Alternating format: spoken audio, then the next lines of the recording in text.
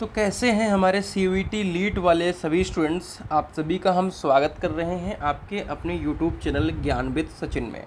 तो जैसा कि ऑलरेडी आप सभी को पता है कि सीयूईटी लीट का आंसर की आ चुका है, रिज़ल्ट का इंतज़ार है। आप लोगों को रॉ स्कोर पता चल चुका होगा और उसके बेसिस पे आप लोगों को बहुत सारे कॉलेज अलॉट हो रहे होंगे। लाइव लेकर के मैं चीज़ों को समझाया भी हूँ, तो मुझे आशा है कि आप लोग समझ पाए होंगे। और आप लोगों का रिक्वेस्ट रहेगा तो मैं एक लाइव सेशन और ले लूँगा, लेकिन हाँ, जब लाइव लूँ तो उसमें सारे लोग जुड़ के अपना जो है डाउट्स क्लियर कर लीजिएगा। फ़ोन वगैरह पे बहुत सारे मैसेज कॉल करते हैं, हम परेशान हो जाते हैं। ठीक है, जितने भी AKTU लीट वाले हैं सब मेरे पास फ़ोन ही किए जा रहे हैं। भाई किस किस का मैं रिसीव करूँगा। मैं वैसे कुछ बेनिफिट नहीं होता, लेकिन मैं आप लोगों की जानकारी के लिए वीडियोज़ बना देता हूँ जिससे कि आपको कोई दिक्कत ना आए। ठीक है, वरना 1000 व्यूज़ से मेरा कुछ नहीं होने वाला है दोस्त। सिर्फ आप लोगों के प्यार की वजह से बस बना दे रहा हूँ कि मैं BIT कॉलेज में हूँ, मान लो मुझे सारी जानकारी है, तो आपको कोई तरीके का मिस गाइडेंस ना मिले, आपको क्लियर जानकारी मिल जाए और आप एडमिशन ले सको। इसलिए अवॉइड करिए प्लीज़ कि आप जो है काउंसलिंग जिनको कराना है वो आप मैसेज कर अपनी काउंसलिंग को डन कराइए, उनको हम पूरी प्रायोरिटी देंगे। ठीक है, चलिए। तो हम देख रहे थे लाइव सेशन वगैरह में, तो कई लोगों का मैसेज था कि भैया कॉलेज अलॉटमेंट का क्या प्रोसेस होता है। ठीक है, अलॉटमेंट के बाद एडमिशन का क्या प्रोसेस होता है, कॉलेज की फ़ीस क्या होती है, हॉस्टल की फ़ीस क्या होती है, स्कॉलरशिप कितनी आती है। तो ये 4 टॉपिक पे डिस्कशन करेंगे, सारी चीज़ों को स्टेप बाय स्टेप डिस्कस करेंगे। आइए शुरू करते हैं आज की यह वीडियो। बार बार यार कल से ही मैं वीडियो बना रहा हूँ, एप्लीकेशन वाला पता नहीं कैसे आ जा रहा है। अब मेरे से गलती हो रही है, दिमाग में क्या आई है।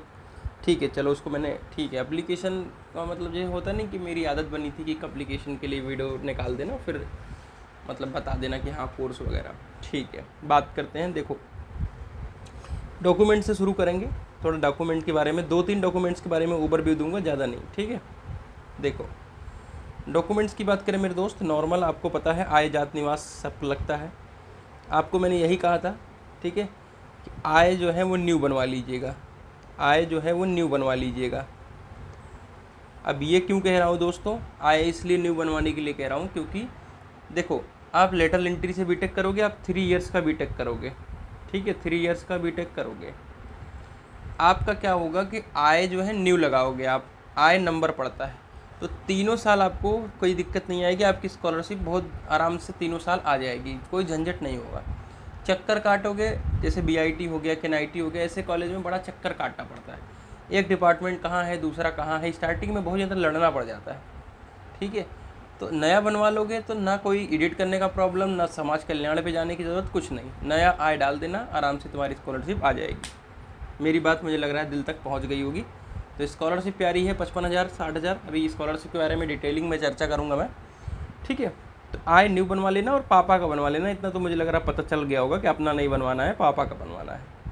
अगर मैं बात करूँ अदर डॉक्यूमेंट्स की, तो नॉर्मल जो भी आपके डॉक्यूमेंट्स, UP टेक यानी CVT का जो स्कोर कार्ड है, CVT का आपका क्या ना, उसके UP टेक का रजिस्ट्रेशन फॉर्म वगैरह, ये सारी चीज़ें लगती हैं। गैप सर्टिफिकेट, जिसका अगर गैप वगैरह है तो अपना गैप सर्टिफिकेट बनवा लीजिएगा। EWS 1 अप्रैल 2026 के बाद का होना चाहिए, यानी हर साल का 1 अप्रैल के बाद होना चाहिए। ठीक है, इस तरीके से है EWS सर्टिफिकेट।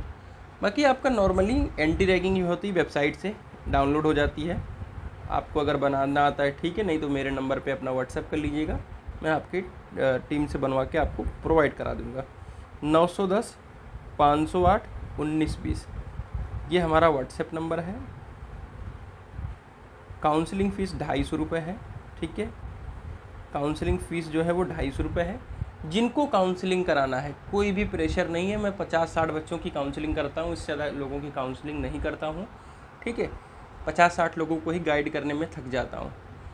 ठीक है, जिनको काउंसलिंग कराना है अपना फ़ीस वगैरह पेमेंट करके अभी से नाम अपना नोट करा लीजिएगा, जिससे क्या होगा कि आपको किसी प्रकार की कोई दिक्कत ना आए। कब रजिस्ट्रेशन ओपन हो रहा है, कब क्या करना है, एक एक चीज़ आपको डिस्कस करके दूंगा।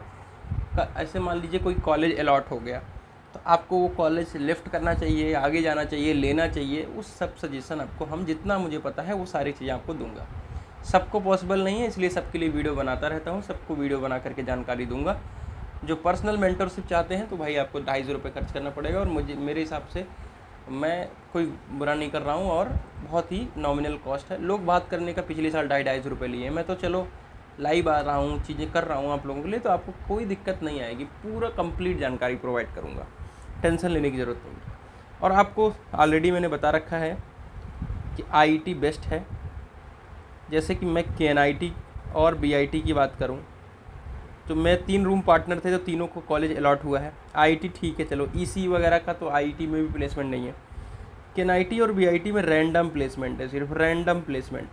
अगर आपको लगता है कि केएनआईटी एडमिशन हो गया, बीआईटी में एडमिशन हो गया तो ज़िंदगी संवर जाएगी, तो ऐसा कुछ नहीं है, बहुत रैंडम प्लेसमेंट है। मैकेनिकल का सिर्फ बात करें तो 9 लोगों या 10 लोगों का प्लेसमेंट हुआ है, बस 9 से 10 लोग का मेरे यहाँ बीआईटी में। इस बार का भी देख लेंगे क्या होगा, है ना। तो बहुत ज़्यादा कोई सेटिस्फेक्शन वाला कॉलेज नहीं है भाई। अगर डिग्री लेना है तो कहीं और से भी ले लेंगे, अगर डिग्री की ही बात है। अगर मुझे रेफरेंस लगा करके ही अगर जीना है, बस स्कॉलरशिप आ जाएगी, वो आरईसी कॉलेज में भी आ जाएगी, और वहाँ रह करके HPCL BHEL इन सब की जो रिक्रूटमेंट आते हैं डिप्लोमा बेसिस पे और गवर्नमेंट जॉब वगैरह की तैयारी करोगे तो आप प्लेसमेंट भी कल को क्रैक कर पाओगे और अच्छी प्रिपरेशन भी हो जाएगी, ठीक है। चलो ये बात हो गई। कॉलेज अलॉटमेंट का प्रोसेस बताते हैं, ठीक है। कॉलेज अलॉटमेंट का प्रोसेस, कॉलेज अलॉटमेंट, ठीक है।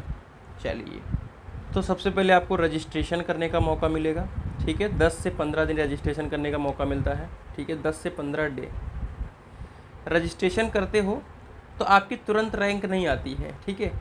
जब फर्स्ट राउंड का अलॉटमेंट होता है, फर्स्ट राउंड का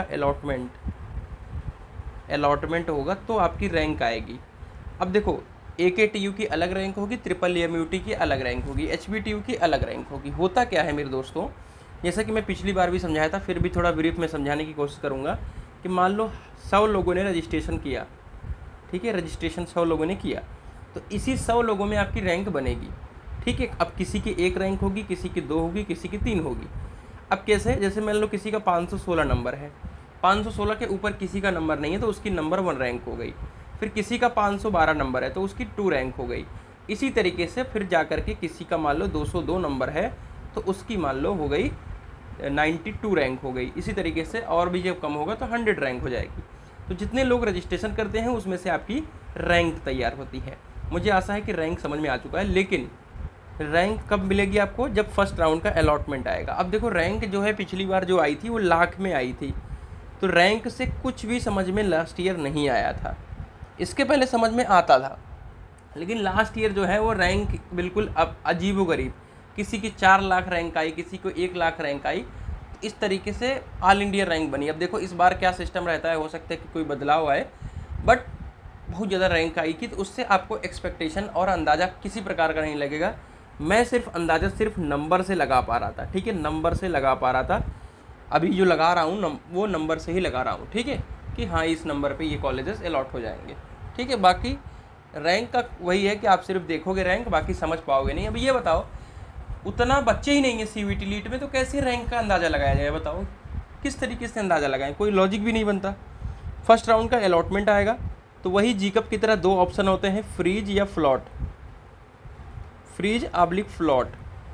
अगर आपका फ्रीज करना है या फ्लॉट करना है, दोनों केस में आपको 20,000 रुपये जमा करना पड़ेगा।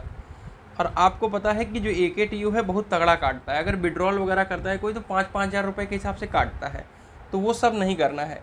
पैसा तभी जमा करना है जब एडमिशन लेना हो, और कॉलेज अगर नहीं अलॉट होता है तो फीस नहीं जमा करना होता है। फिर से सुन लीजिए, ये कम से कम अभी 20-25 बार पूछेंगे बच्चे, रिपीट कर दे रहा हूँ इसीलिए जो वीडियो को देख रहा है। अगर आपको फर्स्ट राउंड में कोई कॉलेज नहीं अलॉट होता तो आपको फीस जमा करने की जरूरत नहीं है, आप ऑटोमेटिक सेकेंड राउंड में शिफ्ट हो जाते हैं। अगर आप फ्रीज कर देते हो तो तुरंत डॉक्यूमेंट वेरिफिकेशन नहीं कराना होता है, तुरंत डॉक्यूमेंट वेरिफिकेशन नहीं कराना होता है। 1 से 4 राउंड पूरे होने के बाद, 1 से 4 राउंड पूरा होगा तब DB होगा, ठीक है। जैसे डॉक्यूमेंट जीकअप में क्या होता है कि जैसे आपका फर्स्ट राउंड अलॉटमेंट आया तो आप सीधे डॉक्यूमेंट वेरिफिकेशन कराने चले जाते हो और एडमिशन कराने चले जाते हो। इसमें नहीं होता है, इसमें क्या होता है, डॉक्यूमेंट वेरिफिकेशन पहले ही ऑनलाइन हो जाता है, डॉक्यूमेंट वेरिफिकेशन वगैरह कुछ नहीं होता है। ये डॉक्यूमेंट वेरिफिकेशन जो कह रहा हूँ ये फिजिकल रिपोर्टिंग है, यानी आपका कॉलेज का एडमिशन का प्रोसेस है। तो जैसे 1 से 4 राउंड जब चलेगा तो आपका फिजिकल रिपोर्टिंग चलेगा, 3 से 3 दिन चलेगा मिनिमम, डेट आपको पहले से गिवन होगी उसमें। तो 1 से 4 राउंड वाले जाएंगे फिजिकल रिपोर्टिंग करेंगे। जब वहाँ जाएंगे, और कई लोग छोड़ देते हैं फिजिकल रिपोर्टिंग वगैरह, तो उनका फ़ीस वगैरह तो जब्त हो जाता है। फिर जो सीट बचती है वो किस में आती है, स्पॉट राउंड के अंदर ले आते हैं, ठीक है, तब स्पॉट राउंड के अंदर ले आते हैं। और फोर्थ राउंड जो होता है वो ऑटोमेटिक फ्रीज हो जाता है। फोर्थ राउंड जो होता है वो ऑटो फ्रीज हो जाता है। इस बात का ध्यान रखें कि फोर्थ राउंड में अगर आपकी काउंसलिंग हो रही है तो आप ऑटो फ्रीज हो जाएगा, यानी आपको वही कॉलेज सेलेक्ट करना पड़ेगा। तो ये हो गया आपका अलॉटमेंट प्रोसेस। अब आते हैं कॉलेज फीस और हॉस्टल फीस के ऊपर, ठीक है। फिजिकल रिपोर्टिंग वही नॉर्मल जैसे डॉक्यूमेंट वेरिफिकेशन होता है, सारे डॉक्यूमेंट ले लेंगे, आपका फ़ीस वगैरह ऑनलाइन जमा होगा। फ़ीस पेमेंट जो होता है कहीं कहीं पे डीडी मोड होता है, डीडी चालान। अब ये क्या हो गया, देखो जैसे आपके नोटिफिकेशन निकलते हैं हर एक कॉलेज के, तो उसमें बताया जाता है कि किस तरीके से फ़ीस जमा होगा। बीटेक वालों के लिए निकलेगा, उसमें देख लीजिएगा, ठीक है। और हर कॉलेज का हो सकता है डिस्कस में करके दे दूँ। तो अगर डीडी की बात आती है तो उनका अकाउंट नंबर दिया होता है, तो आपको अपने बैंक में जाना होता है जहाँ आपका खाता होता है।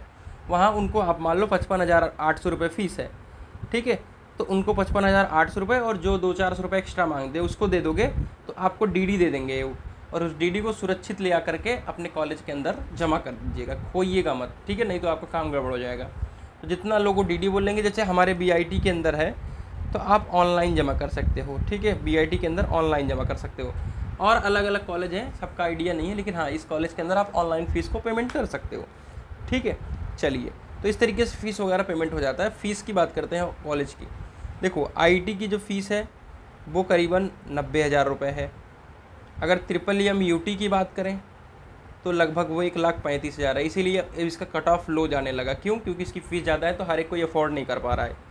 अगर मैं बीआईटी की बात करूं, ठीक है, बीआईटी की बात करूं, देखो सिर्फ डिग्री लेने की बात करें तो बीआईटी ठीक है, लेकिन प्लेसमेंट वगैरह के मामले में नहीं ठीक है।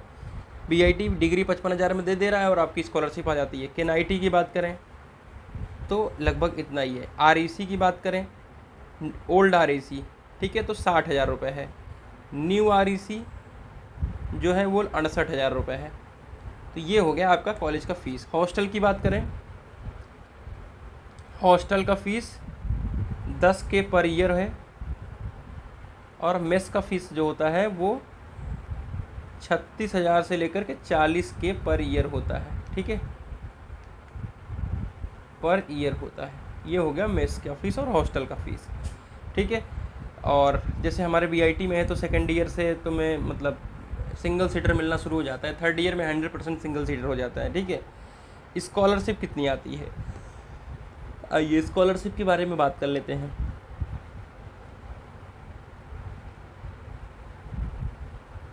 स्कॉलरशिप की बात करें मेरे दोस्त, तो देखो आप जनरल और ओबीसी हो प्लस हॉस्टलर हो तो आपकी स्कॉलरशिप लगभग जो होती है वो 65,000 के आसपास आती है।